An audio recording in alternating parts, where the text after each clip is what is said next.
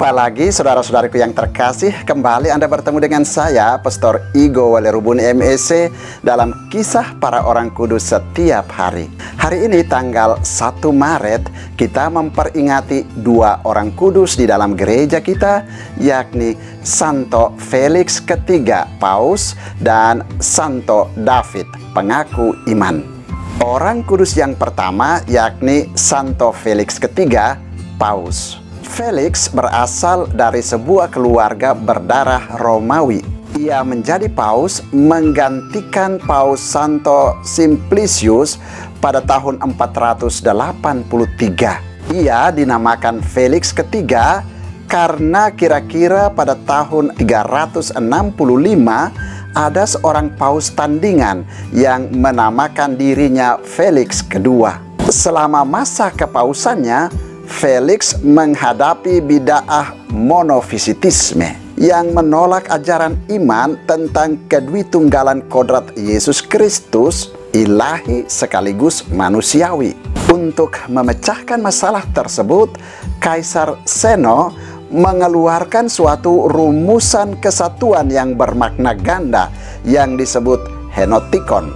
Rumusan ini tidak disetujui baik oleh paus maupun oleh pengikut aliran bid'ah monofisitisme. Demi pemecahan selanjutnya, Paus Felix memanggil Akasius, Patriark Konstantinopel, penyusun rumusan itu. Akasius menolak datang ke Roma, maka dia diekskomunikasikan oleh Felix ketiga. Sejak berlakunya ekskomunikasi ini, skisma Akasian mulai tersebar dan terus berkembang hingga kematian Felix ketiga pada tanggal 1 Maret tahun 492. Orang kudus kedua yang juga kita peringati pada tanggal 1 Maret yakni Santo David pengaku iman.